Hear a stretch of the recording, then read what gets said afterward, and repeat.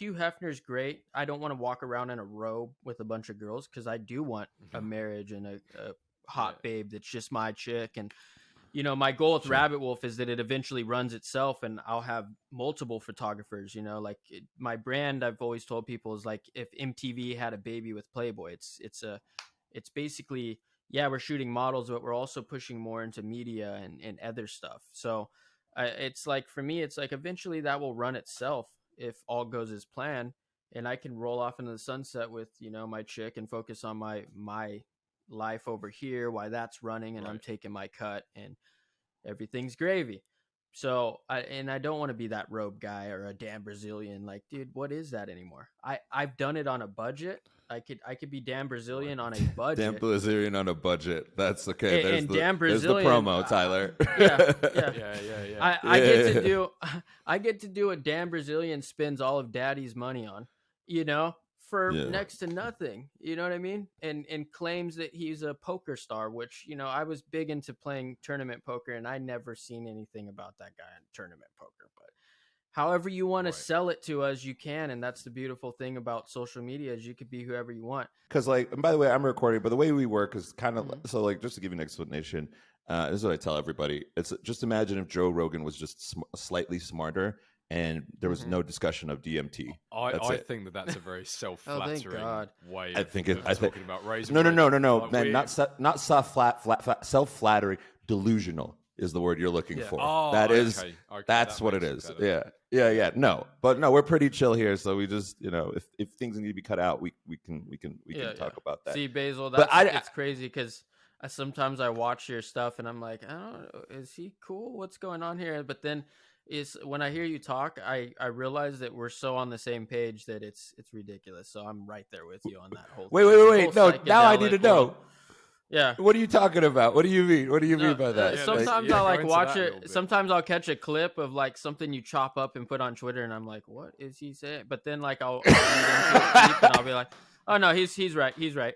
I'm like, did he go the other way? Like since the last time I talked to him, or is he still cool? Like what's going on? Yeah, but no, it's funny because I was like, you just saying that right there validates like kind of how we met on a Clubhouse. So it's like I'm like, no, this guy's cool, and you were just very free spirit and spoke your mind, and sometimes that could be intimidating for people. And I'm like, okay, like, is this guy gonna come after me? But somehow you liked me, so I'm like, oh, this guy's cool. He's got it's intimidating for employers, as it turns out.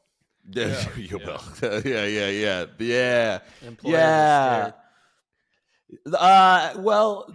Not of. I mean, Ben's employers are definitely scared. You don't know this. Yeah, so Raisin Bread, I genuinely, I lost my job because of this podcast. Really? Which means it's my fault, Riley. That's what that means. Which means that when Riley, he won't say that because he's a good man, but we both, But go on. No, because the funny thing was the fact that that so much of the stuff, the content that they took issue with was Baz saying something and me laughing at it. But that's just funny. Now we can laugh about it now. We can laugh about it now. Yeah. But the point that you raised of like, oh, you're a free spirit and some people are going to be intimidated by that. It's amazing what constitutes a free spirit in 2023, which is somebody who is just prepared to say their opinion, irrespective of whether it goes with the grain or against it. Like it's so that because not that I disagree, I actually do agree that is something that is certainly a requisite part of a free spirit. But it's amazing how I almost feel that is the bar's quite low on what a free spirit can be now, because so many people are. Like I've said this for a long time, that the word opinionated, the dictionary definition of it needs updating, because everyone's opinionated. The word opinionated refers to how willing you are to share that opinion. Everyone has an opinion, like to varying strengths and varying degrees, but everyone has one. But it's the willingness that you possess to share it with somebody else. Yeah, and everyone has perspective. It's like I was reading this article that like, or I don't know if it was an article, but I seen like a reel on TikTok or Instagram, and they're like, I'm gonna go on Google right now and ask Google if coffee is bad for you, and it said, yeah, coffee is extremely bad for you. It boosts your adrenal glands and creates anxiety. Then he went back and searched, is coffee good for you? It said, yes, it's very good for you. It helps your short-term memory and it helps all this.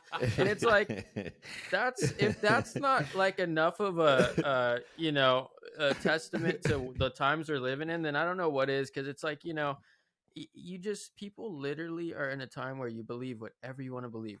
You literally can go online, and if you keep searching a certain thing, the algorithm just feeds you that. And I mean, my buddy, with a lot of the models I shoot, he's like, how do you find these girls? I caught onto the algorithm 5 years ago.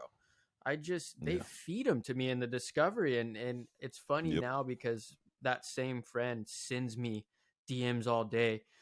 Check this model, you should try to shoot with her. And I'm like, yeah, he's locked into the algorithm now. So it's like, I don't know, man. Yeah. That's really like funny. what your perspective is and what you want to see, Well, it's kind of you to say that most people would just call that autism. But no, you're right. I do. Most medical professionals would call it that, and they'd be right. But no, I do like you, and you're a very relaxed guy, and I do like that you. One of the reasons why, I mean, honestly, this is a change of pace for us. But one of the reasons why I like talking to you is because you seem to maintain a pretty good perspective of the industry. You and I were both in entertainment, and we both have certain feelings about it. Oh yeah. Like, I'm and we can ease into this, but like for me personally, my relationship with sort of comedy and comics is I don't really like most comics. I don't really like nightlife. I like people wonder why I don't go out like anymore. Like I used to be a comedian. I used to be out every single night. My job was basically to sell drinks. Like my job is to make people laugh, but like when it comes down to it, it's to make people drink more, right? It's to generate revenue for the venue, Exactly. So that exhausts me now. Like the idea of going, like I'll go out and with my buddies, right? I'll have a drink with my, with my bros, but that's as extensive as it's going to be. And I think you kind of have that.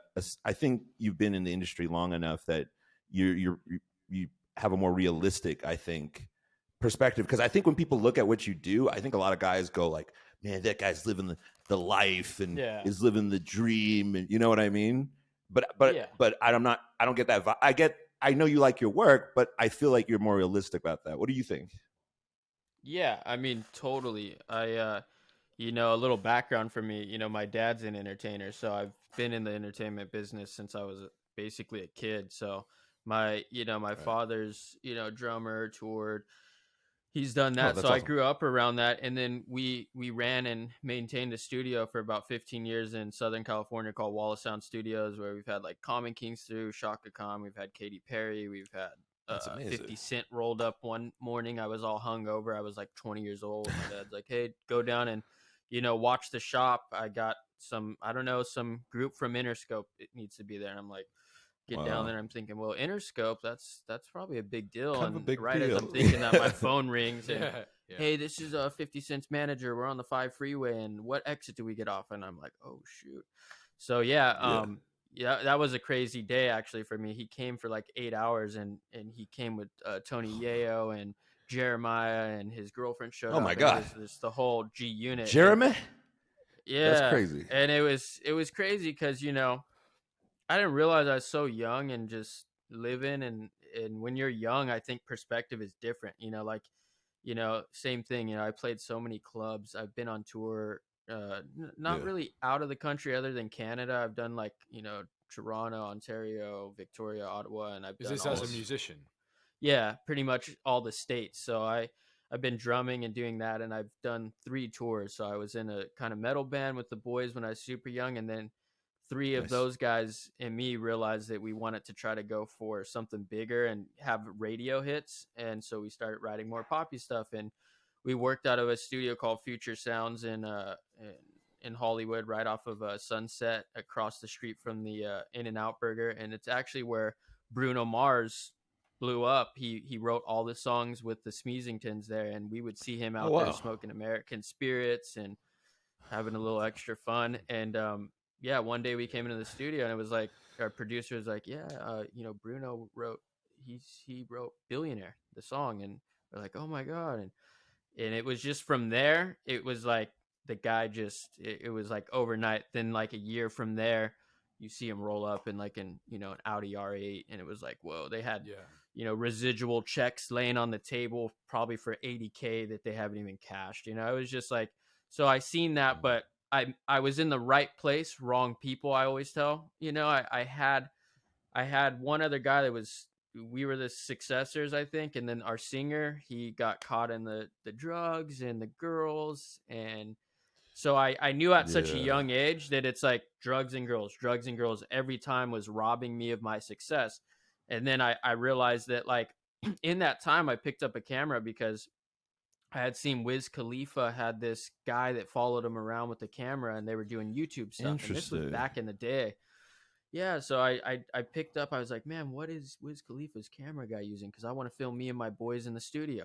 And I seen that he had a Canon with the lens, and I asked a guy at the camera store, I took a screenshot, what is this camera? And it's like, oh, that's a Canon 5D, and this is this kind of lens. And I found one online, and on like Craigslist, guy came and gave me a smoking deal, and I didn't know anything about a camera, but I had a girlfriend at the time that was kind of like she did backup dancing for Becky G, and she, I was back and forth from Orange County to NoHo. There's a lot of dancers in North Hollywood, and I started taking pictures of her, and I was good at Photoshop because I built flyers for all my events. So I already had the Photoshop down, and then I didn't know how to use the camera, but just enough to kind of like tweak the images in Photoshop. And next thing you know, her friends are like, oh my God, Ryan took that, and let's do that. And can he do my headshots for my, for my portfolio? And that just led to one thing and led to another. And then she was traveling. And this is the one thing I've always noticed about women that are dancers. Those are like the most free spirited women I've ever met. There's something connected with like dancing, that like to dance, that she left. She went to Italy, and she came back, and I went through her phone. I was like 22, 23, and I found her kissing another guy, Italian guy, and I was all hurt, bye. And but I had my camera, and I was heartbroken. But then I realized all of a sudden that, like, I had all these connects from the music and people I've been brushing shoulders with, and I had met a girl on the freeway one day. Like, I've been a savage, dude, for a long time. So there was a girl on a freeway driving, and hot, dude. Like, we were going over a bump, right? And I mean, she was just like it was bouncing, dude. I was like, what in the is that? And I had an old school Cadillac DeVille. Like, my whole family gave me crap because they're like, the gas price on that in California, and it was a V8, it was an 86, but it was like so polished and clean that we would take it to Hollywood and valet it, and people would think like, these guys are like, who are they? Like, are they famous? Because it was a classic car, it looked so clean and classic, and it was just such a statement. But I had long hair, and I was just living this rock star kind of thing, but just scratching the surface of photography. And I ended up throwing it was like stop and go traffic. I wrote my number on a piece of paper, and I crumbled it up in like a quarter, and I boom threw it in her car. And sure enough, like an hour later, I got a text, and she's like, hey, this is Cree, and we nice meeting. And we kept in contact, got her on IG, and she was a stripper. I think she's even been in like Drake videos now, and she's been in all kinds of she was in a lot of music videos. Kreoki, I think is her name. I haven't seen her in a while online, but she's from Hawaii, and she was good. But she is the one that actually, to get back to the story, she gave me my first shot at like a bikini shoot with like a chick that was like, whoa, like she was fire. And I got this one good shot, and then it just snowballed from there. Nice. And I got in the pocket at a time where it wasn't not everyone was into it. This is almost 10 years ago now, and the same singer I was talking about that got involved in drugs, and all that, and kind of sabotage the band. We were all kind of transitioning, and a girl he used to date came into my dad's studio with this guy, Gregory, who shoots for like Guess and all this stuff, and he was already hip to the models and all that, and he was a drummer too. So I was like, oh man, Tara, what are you doing here? And she's like, oh, I'm here with my boyfriend, and she used to date my best friend, but there's no like hard feelings. And I ended up talking to her boyfriend and following him on Instagram, and he kind of sparked that it's like, no, this is like the move. And he shoots for like, I think Guess or Tommy Hilfiger. He does all black and white images and no editing, and it's just no editing, lighting. Yeah, just lighting. But you know, the girls are just fire. And so that kind of sparked my interest, but I always been really fascinated with color. So, and another thing too is, man, I never kissed anyone's ass in this industry. That's the problem, is like, I've stayed in my own lane, and it's created a lot of separation, but the ones that I cross paths with are really the ones that, you know, I feel that are genuine and matter. 'Cause I have a criteria, man. Like just 'cause someone's hot and has, you know, 100,000 followers, I don't, it's like attitude's everything for me, man. I show up to a shoot and I start seeing a diva thing and start, I just recently put on my I don't even know how we would deal with that. Yeah. Like, how do you deal with that? Like I'm sure it's happened to you before. Yeah. In the beginning, I was just young and eager. You just dealt with and it. then I get, yeah. And then I progressed, and I start to realize, like, man, you ain't, you know, you start to see like you ain't. Yeah. You're sweating and your makeup's coming off, and you're telling me how you didn't go to the gym and you ate McDonald's and drank last night. And I'm thinking to myself, I'm like, that's where I have to draw the line, because it's like, this is where I have so much respect for women because of the industry I'm in, and I have women's best interest in their back. Like, I'm about that life, like a Hugh Hefner, like really like, no, like I'm here to help, and I come with good faith. But at the point that, you know, your body is your money-making source, and you don't take your body serious, and you're just, let me put a piece of dental floss up my butt and bend over, it starts to get gross at some point, you know? So that's where, you know, I kind of, you know, we went on a shoot recently where I was like, man, like I just wrote on my profile, come with your A game or don't come at all, because they're killing it right now. These girls are making hand over fist, but, you know, then there's like, no, like, it's like, dude, that's your job. You should take that serious. And I'm not going to say all of them are like that, because there's some where it's like, you know, you go on a shoot and you're like, man, that's an all around just, that's a pro. She's got education. She's going to school. This is just what she's doing because she's young. She's having fun. She's tapped in. Like, you like, I got to come with my A game. Like, okay, like this is a woman, you know, you got to rise to meet this person's level. Yeah. And then there's other ones where it's like, they're just, man. And then the thing is, like with women is, I always tell like my sisters, it should be alarming to you as a female that there is always going to be a guy to co-sign your bullshit. There is always going to be some guy. What you mean by that? I want to hear this. This is good. What does that mean? There is always going to be a guy. Like my ex right now could go find a guy right now, and he could just tell her, oh yeah, that guy, yeah, he was a piece of crap. He did this, he did that. And he's going to tell her whatever she wants to hear. And it's like, these girls think that that's cool. But it's like, no, he just wants to stick his thing in that, you know, that's all he wants, honey. He doesn't want, you know, but they'll justify that as like, see, he's better. And then a couple months go by and they realize it's the same old song and dance.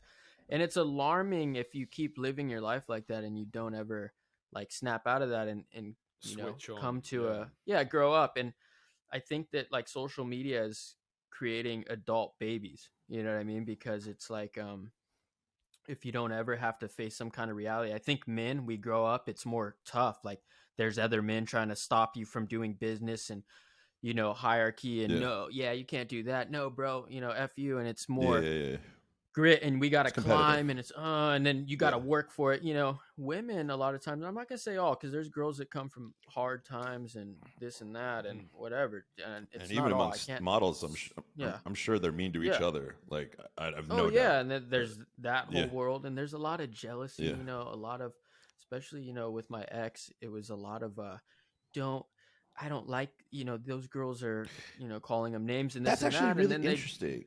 That's really interesting. What's dating like?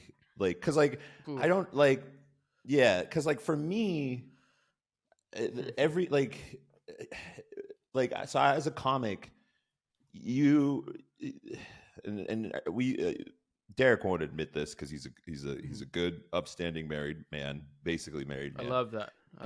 But after every show, if you're good, there's a line of girls waiting for you. And that's just how it is, right? And for me, like my like, semi-autism protected me, right? So I didn't even realize, like in the beginning, right? Like girls would be like, "Oh, that's so interesting. You're so different off stage," and I'm like, "Yeah, that's why it's called act. I'll have a whiskey, straight, neat, please." Didn't even realize. I had no idea that I was being flirted with. Ben, like these chicks, I felt like, and then comics around me they would laugh. They would burst out laughing. I'm like, "Why are you laughing? This isn't very fun. This isn't funny." Yeah, but I laughed because I was you get it exactly the same for too long. Like the worst one that I remember was a girl trying to get me to come back to her place in a club, and she knew that about a TV show that I liked. She was like, "Oh, I can watch that at my place if you like." And I was like, "Oh yeah, game on, yeah, let's go." So then we go into her room, and I immediately go get the laptop. And then she's trying to go for my belt, and I'm just there like, "What are you doing?" I'm trying to watch TV. Yeah. No, standard operation for him. Standard procedure. And then in the morning was the only point I go back to my room, and in the morning I'm then they're like, "Oh, yeah." Oh, no, okay. And so that sort of, and like the girls I would date, like. They like just the way when I date, like if I'm with a girl, I'm with her honestly. And this isn't like because I'm a great guy or anything. It's just you're the only person I'm thinking about. That's just how I am. Right. It's not a good or bad thing. So, but like I know that it bothered them. Like I know that it bothered them that after a show that that would happen. So I'm wondering what your experience is like. Oh well, yeah. Try being me then. Yeah, dude. It's not easy, and it's I've actually come to grounds recently where I'm just like, I'm 30 years old. I'm in an alternative lifestyle, so I have to accept it. And I'm actually not as I'm not as tripped out on things that I once was. I'm more open-minded. I was a very territorial man at one point, and now I'm like, these girls, they're gonna go and do what they're gonna do behind your back anyways. So you might as well just be like, "Hey, you want to do it in front of me? Because like I'll come film too." Like. I don't want to be a cockhold, That's not me, I'm definitely gonna get my hands dirty too. I'm not gonna sit there and watch you pound my girl out and not get mine on. But at the same time, it's like, dude, they're gonna do it anyways. And when you're like that with girls, I've also learned that when you're super open with women, now all of a sudden they don't like that about you, because the whole point of getting away with something is that they like the thrill of cheating. And now all of a sudden, you're the type of guy that is like, "Oh, this guy is not a sucker. Yeah, whatever. This guy is not a sucker." Like, they just look at you and they're like, "Here's your BJ. Have a nice day." And it's like, you didn't get a sucker. And I have this theory, and I can't knock you because you're married, because one day I want that. I want kids and married, but when the time's right and I got my bag and super secure and I know where I'm at. And it would probably, I'm also at a point too where I've realized it would probably be like a foreign girl, because I've noticed that all the successful men that I've paid attention to recently, the women, Eastern European, foreign, you know what I mean? Old-fashioned American women, I've had to really hone into. It's like, dude, I call it the princess syndrome. A lot of people don't know this. I grew up in Newport Beach, California, in Costa Mesa, but borderline Newport, very primo area. But I grew up in a apartment with my uncle and dad. So I was, I wasn't like coming with that money, but I was also seeing it all the time in Orange County and status. Right. And so a lot of people don't know, but like I never really dated a white girl until probably recently, probably like 5 years. So it's like, because all the girls where I was from, they were white, princess syndrome. It was like, give me this, give me that, right. And it's like, I just never, I was like, man, I was always dating these girls that come from some grit and had some realness to them because, Sure. yeah, I was in Orange County, but my mom's also been in, Downey, California for 30 years. So then I go from, nice to the hood, nice to the hood my whole Sure. life, back and forth. So I have this, like this balance of like, and it's been kind of my superpower because I'm kind of a chameleon. Like the other day, this guy rolled up to me. He's like, "Hey, bro, you party?" And I'm like, "Nah, homie, I don't party. What's up?" And he just was like, "You ain't from here." I'm like, "No, I'm from LA." He's like, "Oh, okay, peace out." It's like I'm not a sucker, dude. I'm tapped into so many demographics and markets, and my background's insane. So it's like being able to come full circle, like I don't know, man. It's they don't want a sucker, and I'm tapped in, and I forget where I was kind of going with this, but yeah, is no, I wanted to pick up on something that you mentioned there because you you clearly seem like a very open, to use your word, free spirited guy. And you said like, oh yeah, I don't want to be cuckolded. Yeah. So that's what I was going to ask is, do you have lines that you won't cross? Yeah. Because you've spoken Yeah. about, you Personally, for me, saying, go on. Yeah. I'm kind of like how Basil said too. Like if I'm with a chick, I can differentiate the two because I've been in the industry so long, and just like I said, it's gross to me. You put a piece of dental floss up your butt and bend over, and you don't work out, and you eat McDonald's. It starts to get gross at some point, right? So, sure, if it's a girl that's of high class, it's like, yeah, she's beautiful and she's hot. But the hardest thing is like girls. I've had now 3 girls now that I've kind of dated seriously, and they all seem to be like kind of open to the idea until you go on a shoot. And as soon as you're doing a shoot and they see that this girl's in lingerie, open to they the have idea a of problem an with open relationship? Have you been able to hook up with other women?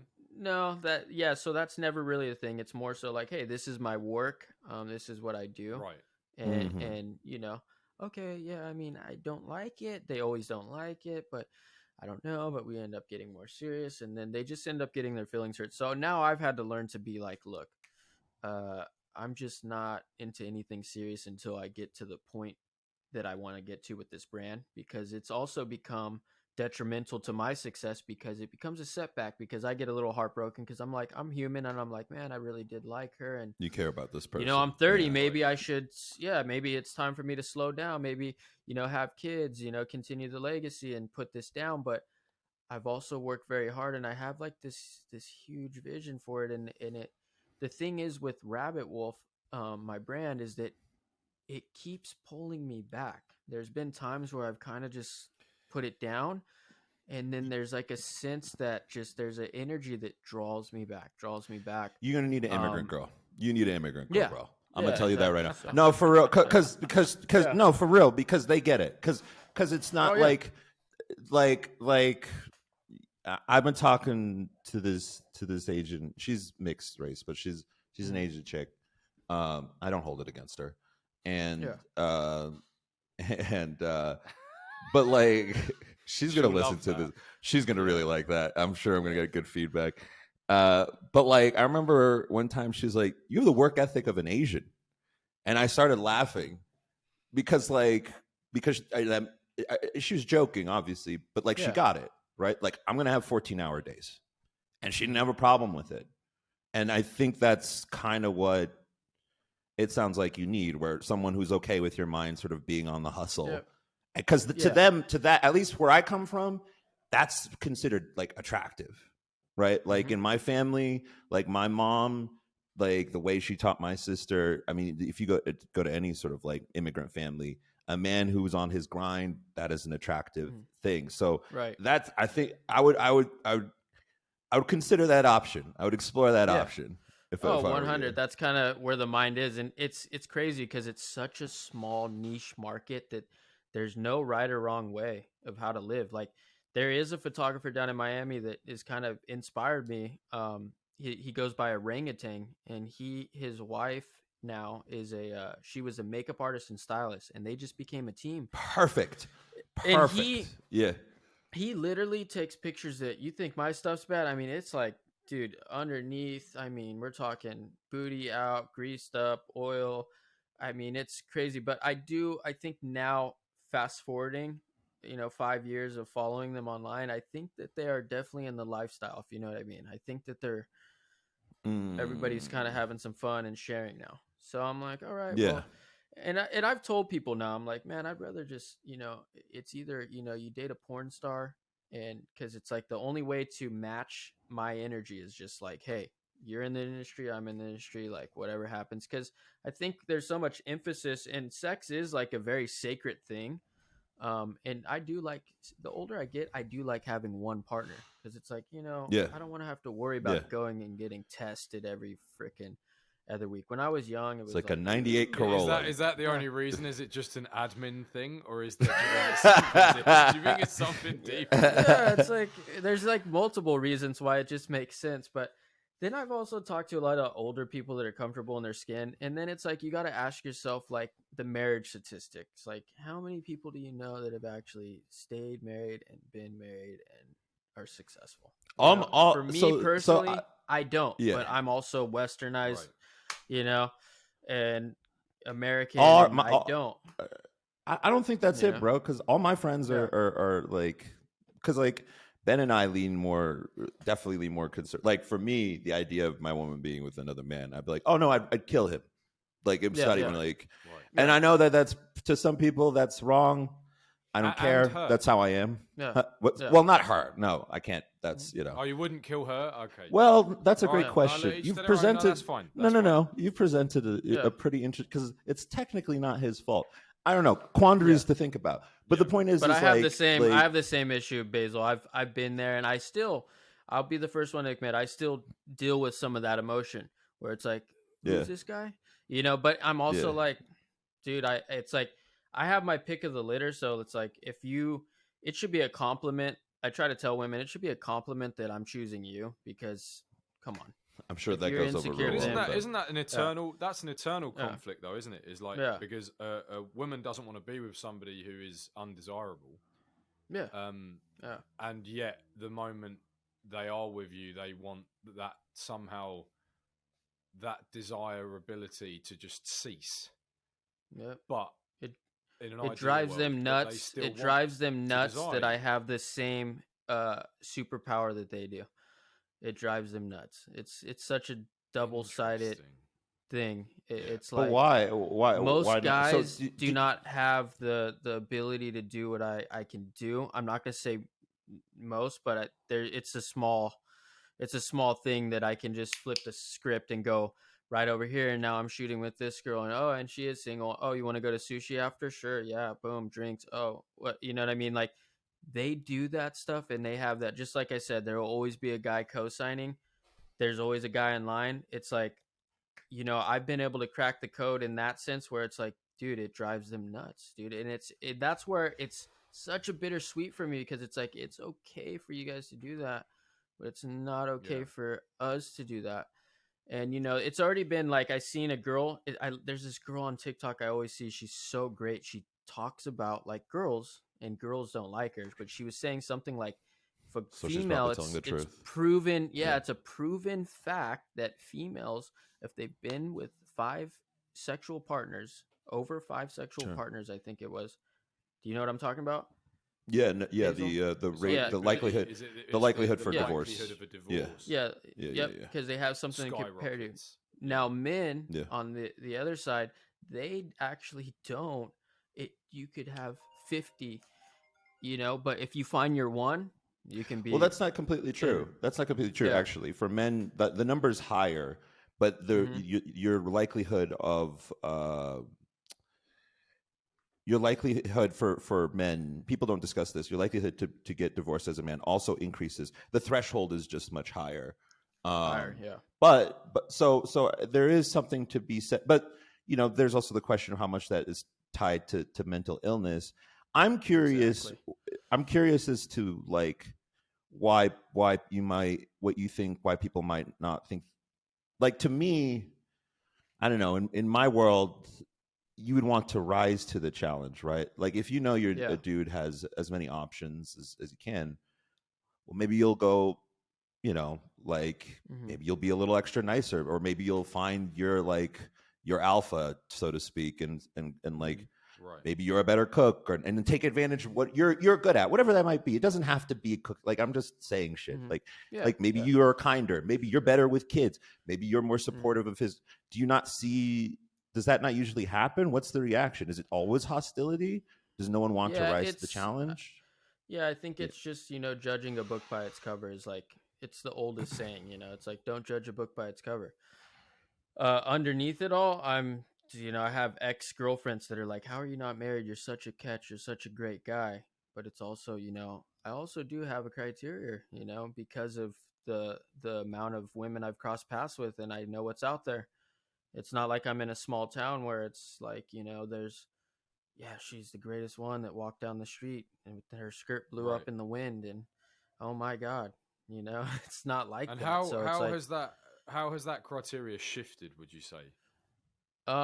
Just being more honest, because I think I had faith before, and now, like, fast forwarding, been in three different I've been in like three different situations where it starts out the exact same and then the jealousy comes out. So now I have to be like, no matter what they say, I have to still stick true to me, and I have to just hey, like, maybe that's not meant for you. Maybe that's sometimes I realize, like, I've actually convinced myself of like a theory that I kind of came up for myself mentally, is like, maybe it's just a shield to protect me from the most insecure woman, because, like, who would even want that anyways? It's like, wouldn't you want to know now instead of 5 years from now that, man, dude, I got a freaking monster, and, like, dude, she's gonna take my house, what my is kid, the shield? my car. When you use that analogy, what is I the think shield it just gets to the root. I get to the root of what it really is quicker. I get the you get the real version of that person. I think what you mean is when he says the shield. I think what he means, Ben, is that the honesty of what his work is going to look like, and how he's not going to change his lifestyle simply just because she's present, right? Yeah, and it speeds up a lot of. Yeah, it speeds up a lot of like you get to the drama quicker, because people, when you get in a relationship, the honeymoon, and everyone steps with their best foot forward. Oh my God, yeah, you do that. Oh, I like that. I go there too. I love this. And I come from that world, so it's like, it's everyone. Woo, woo, I know this. You know him. Yeah, and everyone's so great and connected and famous and great. Whatever. But then when you get to like bare bones, it's like, all of a sudden someone had a bad day and someone didn't get what they want. Now they act differently.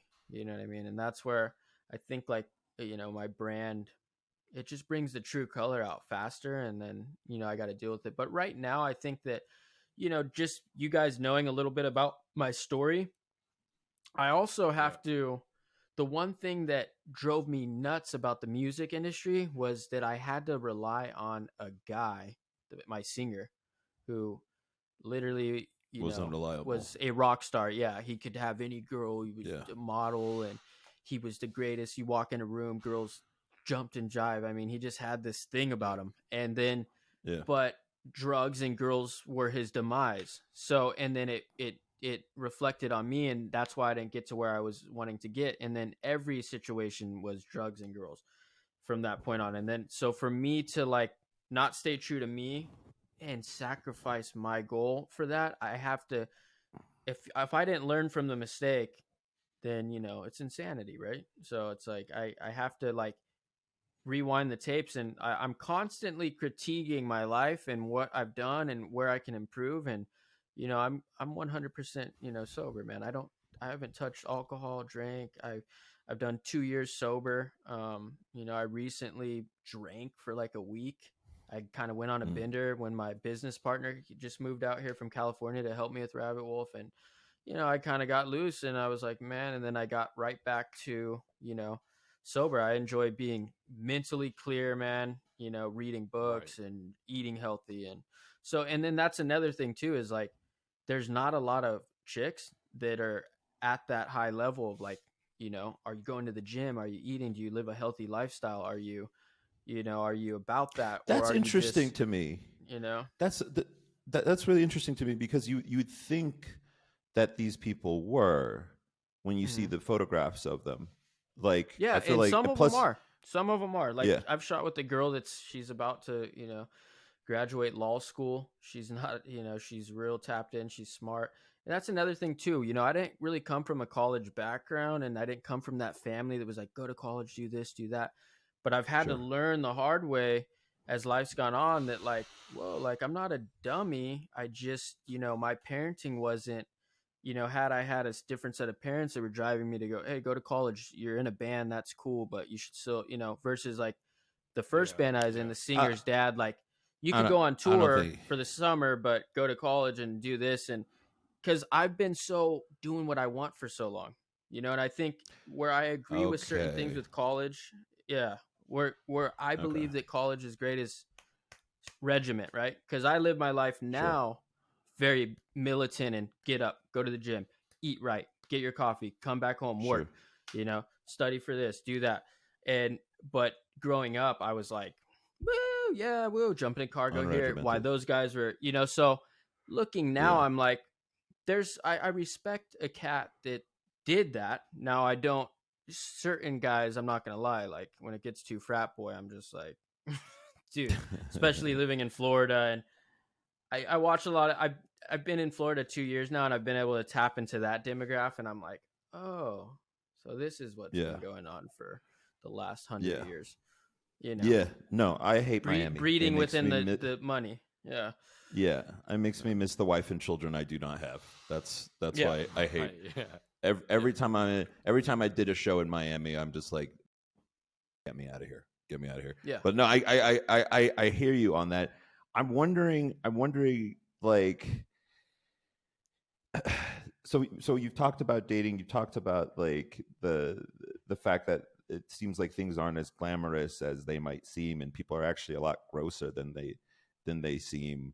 What makes you kind of stay with it? Because for me, I couldn't do it. I mean, people ask me all the time why I don't still do. I mean, like even when I started this podcast with Ben, people were like, "Oh, are you going to do comedy again?"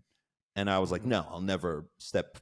I can't do entertainment. It's too dark. I have seen some things that you just can't unsee, and it makes me like." And I know you've seen it because you've been in the industry. There are just some things that I saw that people did to like get famous that I can't. There's a line for me, right? Like I think it's like and there's Go ahead.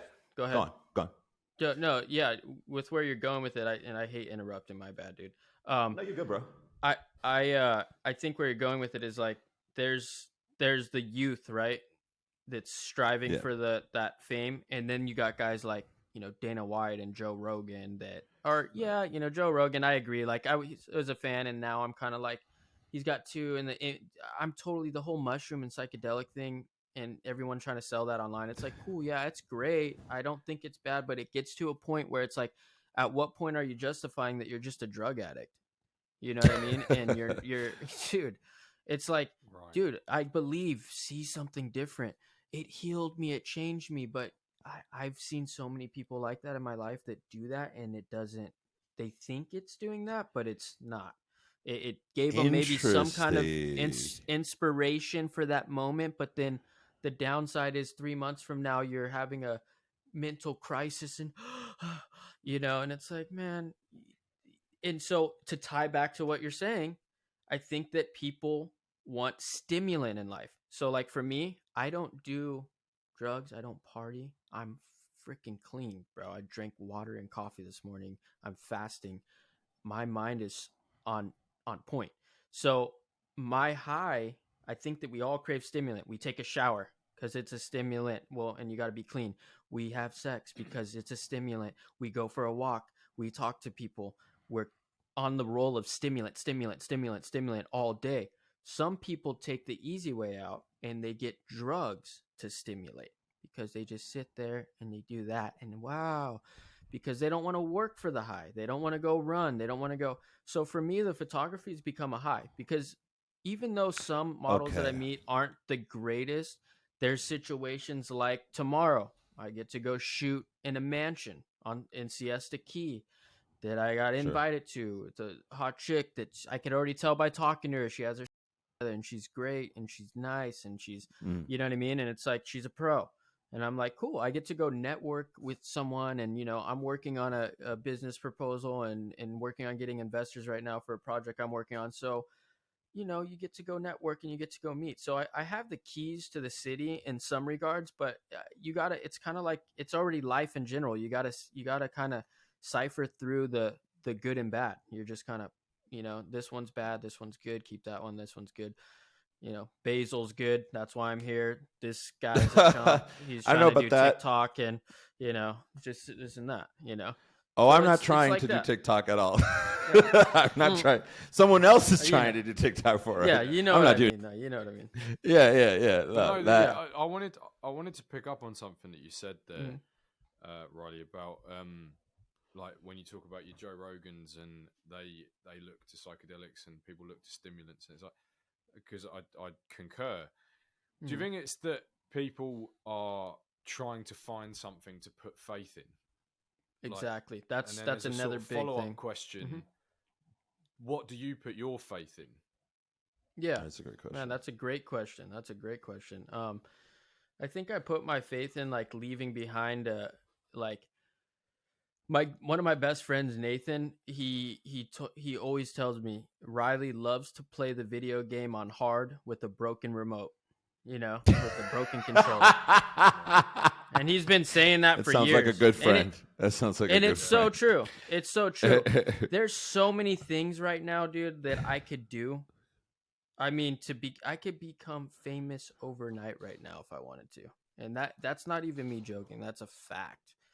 But because I don't lack it, because I have integrity and I have grit and I have, you know, dignity for myself, there's certain things I won't go do. So to me, it's like, cool. If I'm not, you know, Hugh Hefner's great. I don't want to walk around in a robe with a bunch of girls because I do want a marriage and a hot babe that's just my chick. And, you know, my goal with Rabbit Wolf is that it eventually runs itself and I'll have multiple photographers, you know, like my brand, I've always told people, is like if MTV had a baby with Playboy. It's basically, yeah, we're shooting models, but we're also pushing more into media and other stuff. So it's like, for me, it's like eventually that will run itself if all goes as planned, and I can roll off into the sunset with, you know, my chick and focus on my life over here while that's running and I'm taking my cut and everything's gravy. So I don't want to be that robe guy or a Dan Brazilian. Like, dude, what is that anymore? I've done it on a budget. I could be Dan Brazilian on a budget. Dan Brazilian on a budget. That's okay. There's the promo, Tyler. Yeah. I get to do a Dan Brazilian spends all of daddy's money on, you know, for next to nothing. You know what I mean? And claims that he's a poker star, which, you know, I was big into playing tournament poker and I never seen anything about that guy in tournament poker. But however you want to sell it to us, you can. And that's the beautiful thing about social media, is you could be whoever you want. I think with me, a lot of times I've been so honest and so grit with what I do that it is my demise, where a lot of these cats are fakers, man. And I just don't want to do it. I'm like solid. Like if I do something, I've always been. You don't want to suck a dude to be famous? You don't want to do that? What are you talking? No. Why not? I don't want to tickle no one's butt, you know?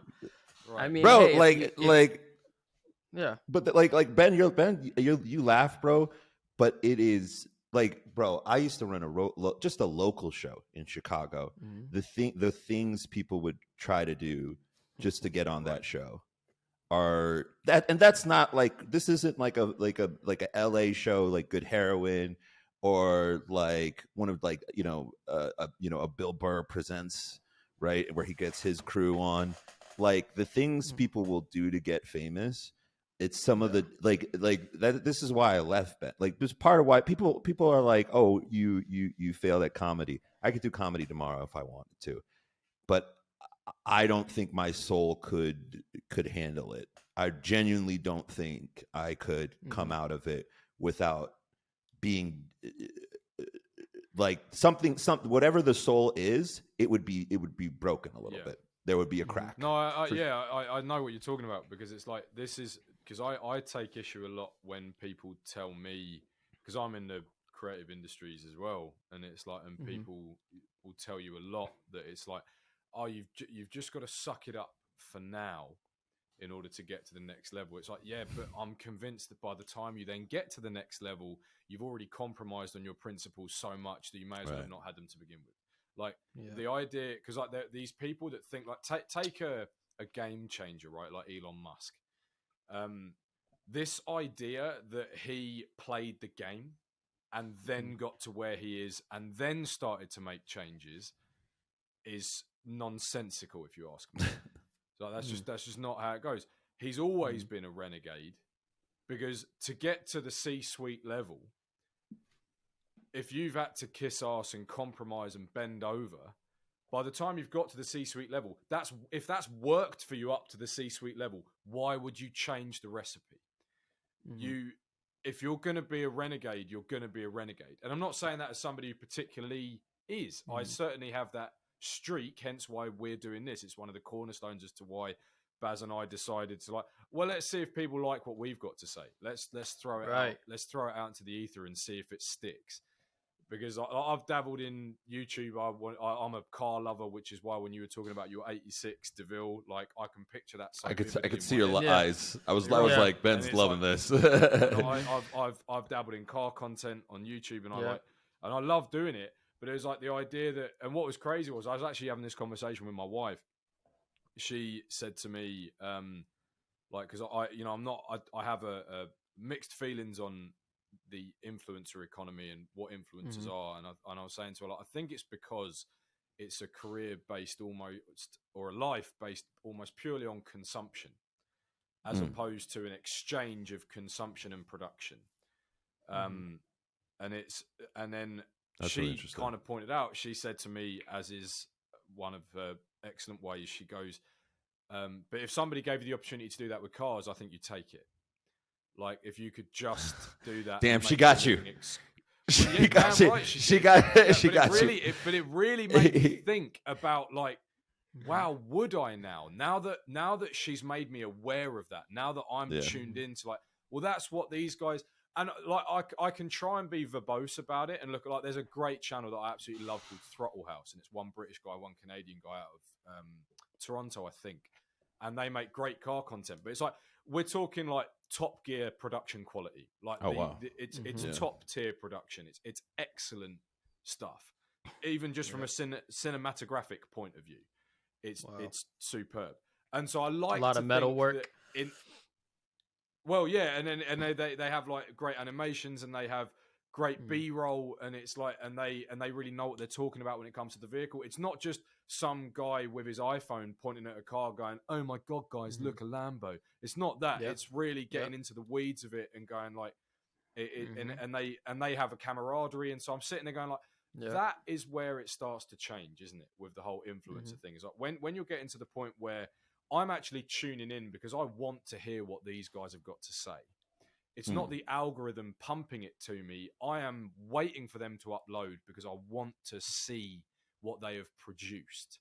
Authenticity. And that's where it starts to switch. And that's like anything creative. Like, take open mic comedy.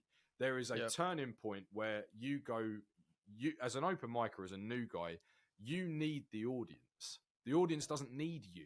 Yep. And then it flips, where maybe need is the wrong verb, but it flips to the point where the audience need Bill They Burr. want to see you. Like, they want. Yeah. They are seeking out. Maybe want is a better one. Bill Burr. They want to go and see Bill Burr, and so they are waiting for the tickets to drop to go and see him. And that's where it kind of flips. And it's like, did you? And I'm sure that was the same with you, Riley. Like, when you started shooting, first of all, it's like, you need subjects to shoot. You have to find someone who's willing to be shot. Whereas now, you've got people in your DMs going, hey, here's a connection. Here's somebody I think you... And like you said, they're almost doing the work for you. They're going, oh, have you heard of this girl? Have you heard of this place? Yep. These guys have got a great set, a great mansion. Like, that's one of the blessings and the fruits of the labor right there, is like what you said. And to brush on what you say, like, about, the cars, I always tell my business partner, I'm like, we could build a Honda Civic for cheap, and it will still get down the road. It still gets you from point A to point B. Or we can build a Porsche. You know what I mean? And I'm more interested in building a Porsche. You know, German ingenuity. I'm Italian, Irish, Polish. I don't even like Italian cars. You know, one of my buddies, he's, you know, high level mechanic. He's like, man, Porsche, man, people don't even understand. German ingenuity is, you know, and he's like, the level, you know, and Mac was like that for a long time. Apple, and I'm sure you know this, Basil, that, you know, the components fit like a puzzle, like they're building, you know, the hard drive fits. Yeah, and it used to and be, boom, for and, sure. Right. Yeah. I bust open a MacBook and it was like music. Yeah. And then, you know, a PC's like, this part's from India, this part's from China, that part's from here, this part's from there. It will work, but you got to kind of rig it, and it works just as good as this, and you can get online. But then there's like that level of like, man, it's like these guys didn't just take a car and build it so you could get from point A to point B. They like to the T, down to the to someone. last bolt. This really mattered. Yeah, and they're using the premium metal and the best this and that and best quality rubber on the, like, just every little thing. And that's what I want to build with Rabbit Wolf, you know. And that's like what you're saying right there. There's that level where you've seen it in those guys and they flipped. And, you know, someone that's like that is like, you know, Jesse James, the guy that built those bikes for a long time. I'm like, man, I'm not really a biker into that, but I've talked to a guy that worked with him and was like, the thing about that guy is he will hand make something and out to the best, and just, you know what I mean? And people just don't even, they think like, oh, that looks beautiful. And he's charging, you know, $120,000 for a motorcycle, which was unheard of then. But you are getting a piece of equipment that is like, it's untouchable.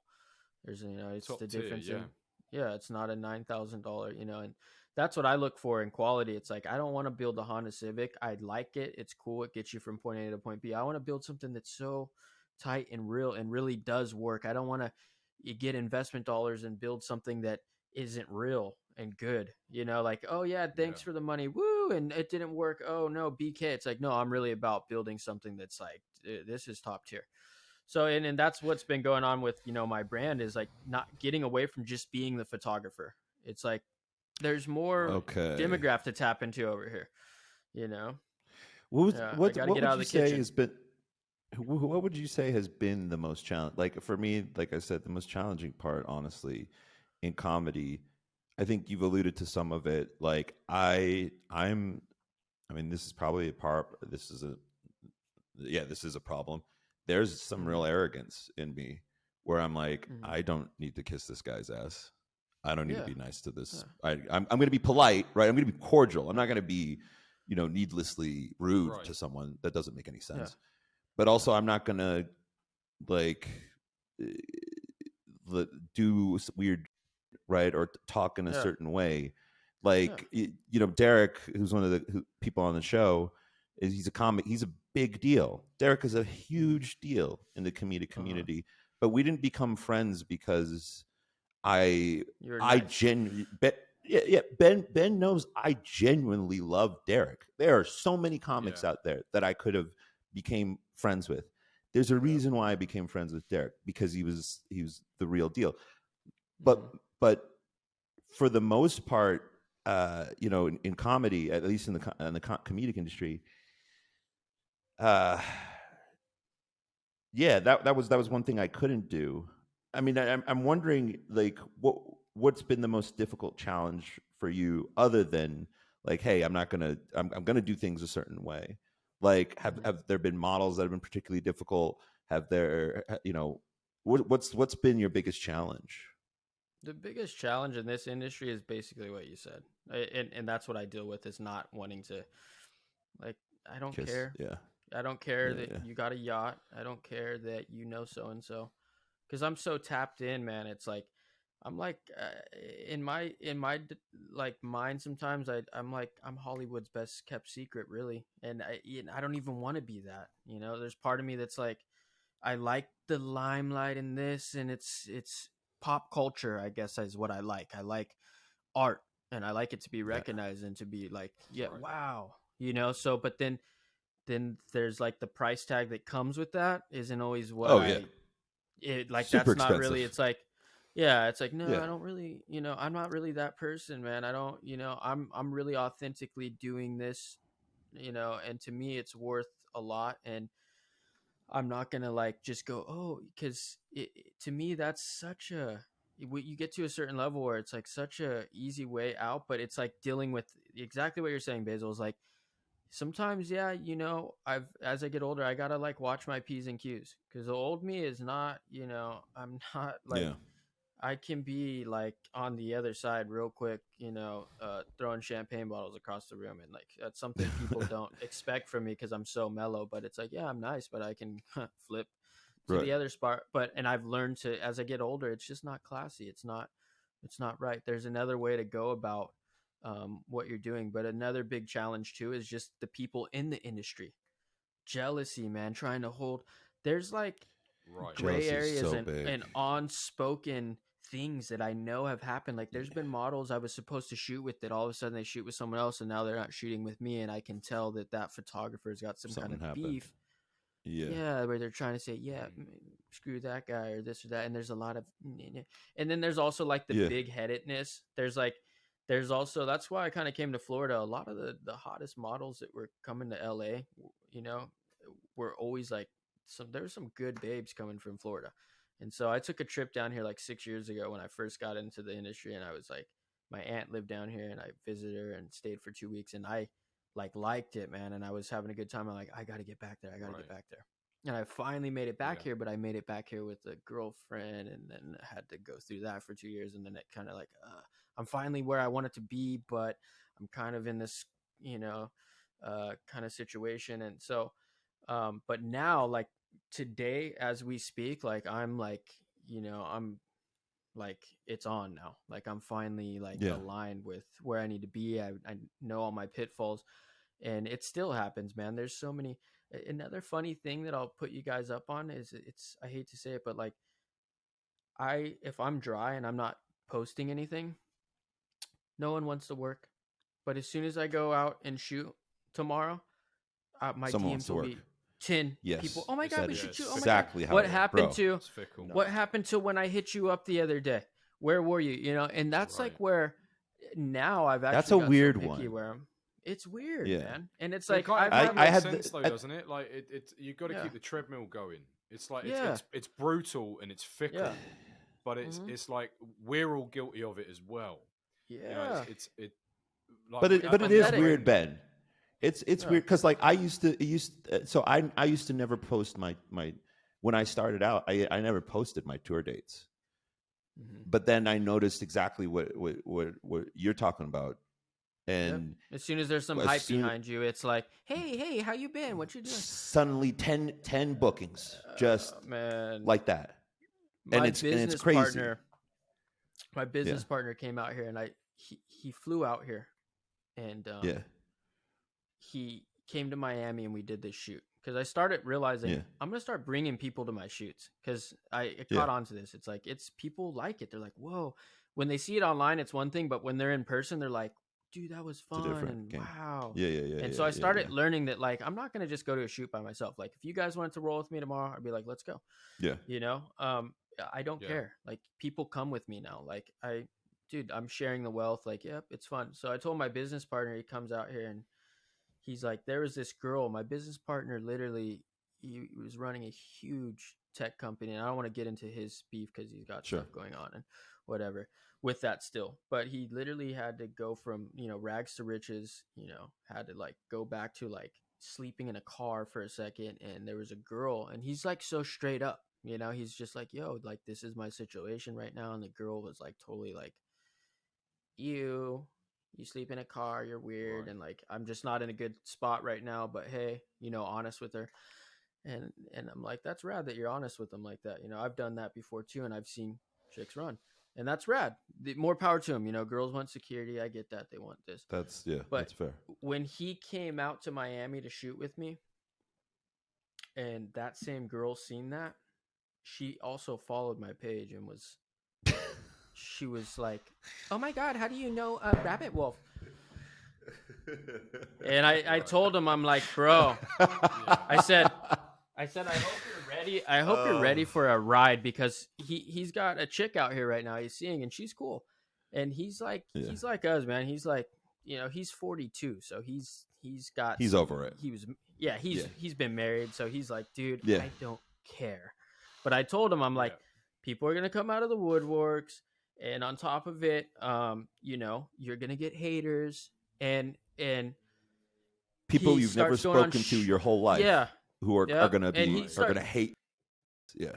And he's like, I didn't even see it because he's been more on, like web and, he's a professional. And sales and this and he's not as tapped into the social media as I am because he's 42, but he gets it all. And then I was like, hey, we're gonna present you like this. We're gonna start building an image for you and the brand. And he's like, he's had 2 girls now, me and him both, and I had 1 girl in the same month. I swear to you, send us a DM and say, do you do now? And ask me that. He had 2 girls ask him, are you guys doing?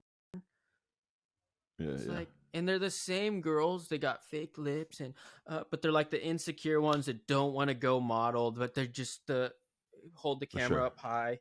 And it's just like the same type of girls, and it's like that kind of energy and jealousy. It's like it taps a guy like us in on like, whoa, that's mental illness. And it gets scary. It's that sin. When they say that, when they go like, "Oh, do you do?" Are they saying that in like an accusatory way? Are they saying it in like a that's? There's a game being played there, Ben. There's a game. It's like multi-layered. Yeah. It's so like what is the game like genuinely? Because I think it's like, well, if you don't hear from someone in 2 months and the first thing they say is, "Are you doing now?" It's kind of like, whoa. Right. You know what I mean? Yeah. Like, where'd that come from, and what's your angle here, and why, and what does it matter? I'm doing great, thanks. Yeah, exactly. Yeah, maybe I am. Okay, so it's a loaded question. Yeah.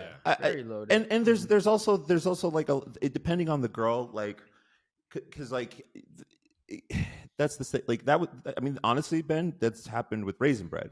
Women I didn't hear from. Like, as soon as one of our videos started doing well, just like not even great, like just the 12,000 views, right? It's not fantastic. All of a sudden, you get messages and people checking out your Instagram who didn't for the longest time. No, I mean, I haven't posted anything on Instagram. But you're a good married man, and you post nothing. And I just tweet all day and talk about how you are, and that's it. So it's different, right? Like that's my experience. So like, but I'm serious. Like you'll see girls checking out your Instagram stories. It's like, we haven't talked in like forever. Like, what are you doing? And the same thing happened in comedy, and the same thing, Ben. If you become active on social media and don't, it's gonna happen to you. You just seriously, I'm serious. Like you're just people. You're like, you love it, Ben. You love the thought of that. Look at you. I just sit there. Oh, so that's what you do? It's like, okay. Yeah. It's like, I don't know. Like, I managed to tear myself away from it, and it's like, and this is the conflict, right? It's like, I bow to you. I bow to you for that because don't save the bowing because I'm now a shill and I've come back to it for the sake of that's right. And it's dude, like, you want to be a star, don't you, kid? I still. Yeah. But the trouble is, this is the other thing, right? When we talk about when I mentioned earlier about like it's very annoying, like because now I'm in a position, like for example, I'm now in a position where what I'm doing is starting to take flight, and so I've got people who are like younger than me coming out, like trying to get in touch with me on various platforms, and I'm sitting there and I'm conflicted because I'm like, wow, when I was in their position, I would really want somebody who was substantiated to give me the time of day, just give me that chance, give me that break. But then there's the other point of like, now that I'm on the other side of the curtain and you go like, oh, there's a reality. Now I understand why they didn't reply to me or why they didn't connect with me. Yeah. They're busy. There's stuff going on. There's a reality to their life. There's a reality to the way they're doing it. And that's what I mean about like the reality of it is quite fickle, just like with the podcast of, I would love to live in an idealistic world where I can broadcast on social media and generate a following and generate a production of Raisin Bread without and then sit in my ivory tower and go, oh no, I don't do social media. But you can't. That's not the reality. But you can't. No, you can. You have Trust to roll me. your sleeves up and get dirty, and you have to go on there, and you have to, and you're like. But you're absolutely right. Like we've seen it. We've seen it in real time by going on Alan Roberts Uncensored. Like the fallout from that is very real. The metrics, because everything can be counted, like everything could be quantified, and you see the effects in real time. It really does work. Mm-hmm. Yeah, but then suddenly, exactly. We're on Alan Roberts' show. Alan's got 250,000 followers, and suddenly, like this happened to me. Suddenly, girls are checking out my stories, or that you'll get a message when like, "Hey." "Hey," when I say, "Oh, I'm getting nothing," I don't necessarily mean female attention. That's not what I'm referring to. Fair enough. That's fair. That is true. Sort of any kind of attention. Like That's true. No, that's fair. I mean, I'm up to a whole. Let's get like scores on the doors. The numbers are. Let's see. You pieces. We've got today. Yeah. Stop tweeting. I can't get to the top of the page. We have 59 followers. Oh, we're doing real great. Real great. That's on Ben Has Words. That's on Ben Has Twitter. Words. Okay. Yeah. On Twitter. Yeah. Ben's really into social media. Super into social media.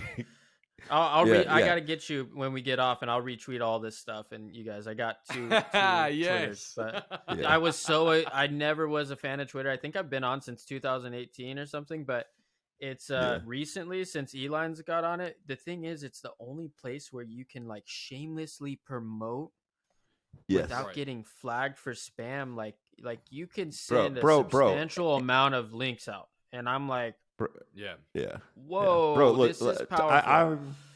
I'm fine. Yeah. I'm a fan of Twitter because I don't take good pictures. I'm not a good picture person. I don't even say the right word. I said picture person, so clearly I don't know what I'm talking about. Right? I hate doing like I'm a picture person from picture person. It steals your soul. Yeah, but like I can write. Right, Ann Coulter retweeted me. Right, and that just boom, a million, almost a million views for one of our videos. Right, wow. And so it's definitely powerful. But again, just like you were saying, as soon as Ann Coulter tweeted me, again, people start creeping on your private account, people you haven't talked to in a second, and it's just like, wow, this is fun. It reminded me of comedy and how gross I felt during comedy. Honestly. And it's like, it's great. It's not bad because I don't want to bash it because, hey, we need views and we need this. But then there's a level where it's like, it all of a sudden takes the fun out. Like, why can't we all just support each other like equally? Like, exactly. I'll support someone that's got 5 followers just as much as I'll support someone that's got 5 million followers.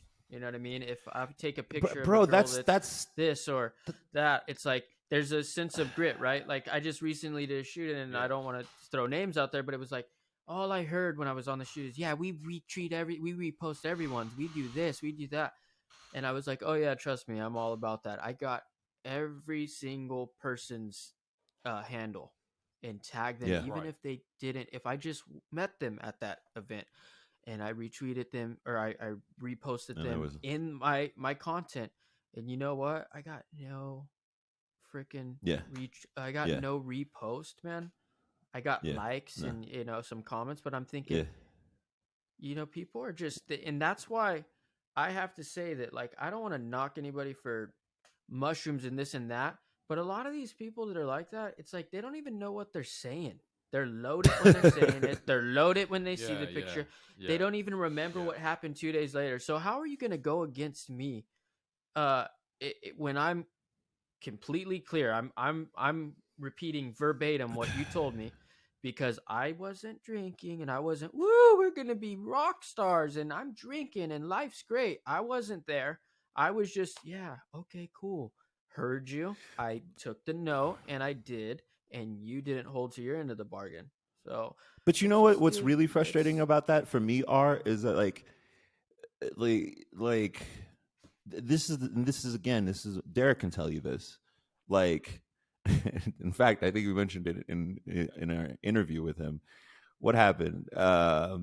I came into entertainment thinking, yo, there's enough room for everybody. Yep. There is enough room for everyone to succeed.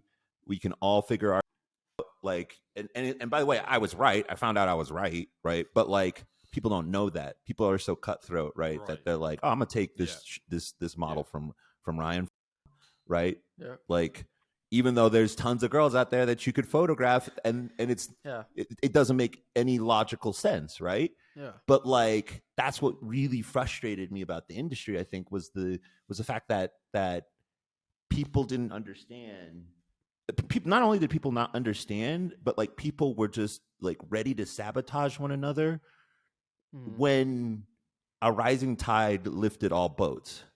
Like, I was out in Chicago. Like, look, man, I would fly back and forth from LA, to Chicago, because I was based in Chicago, but I would go out to LA to do shows, to go to New York to do shows, because that's the game, right? You got to get your name out there. Yeah. And like,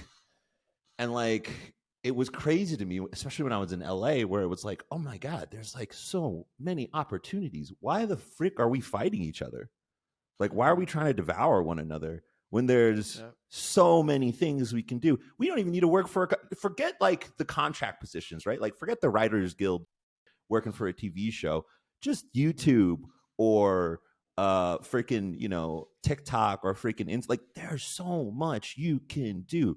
So why chop off somebody else's feet from under them, right? It doesn't even make sense to me. Yeah. To me, it doesn't. I think there's more in collaboration.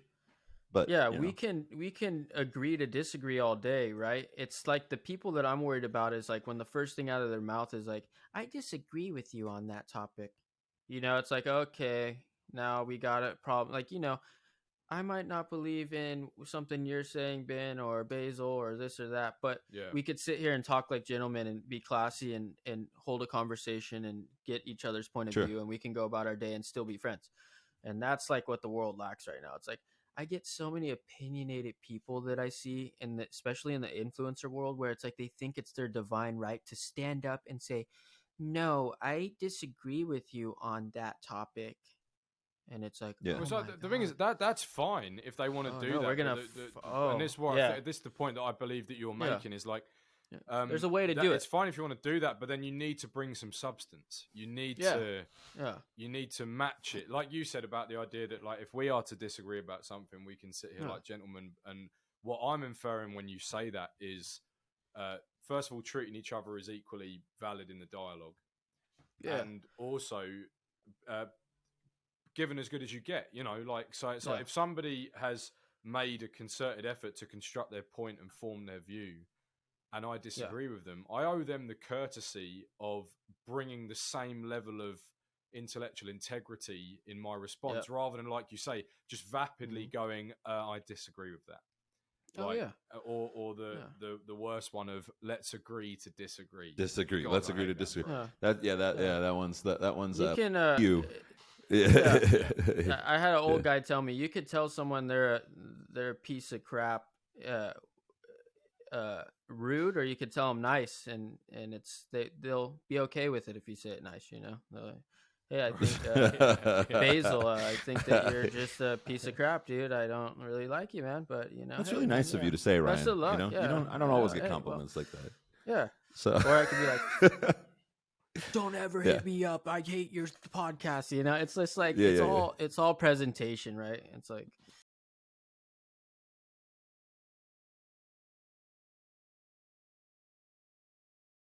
Ryan, where can people find you, bro? Instagram, as much as I don't even like to say that because I feel like it's going down. But I've been really active on Twitter lately. Twitter, Instagram, YouTube, Reddit.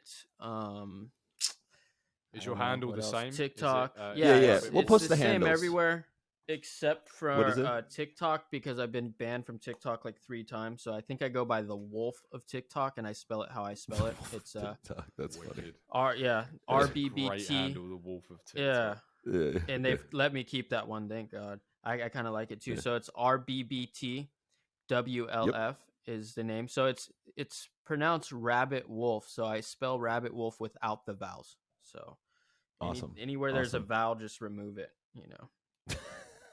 That's a good rule for life. Yeah. All right, man. Well, thank you so much for joining us. People, check out Ryan. He's got a lot going on. If you're married, maybe don't. Or maybe just do it alone. Or get your burner account at work going. Because it's gonna be a wild one. But you know the reason why I like the dude is because the personality doesn't match the pictures at all. Very relaxed guy, and thank you so much, Ryan, for joining us. Hey, and I would love to do it again with you guys. I like what you got going on over here, and I'm surprised it never froze, and it's just like it was great. Yeah, perfect, sick, man. Thank you so much. It was such a pleasure meeting you. Really hope you as well, man. I'm sure we will all meet in the flesh soon. So.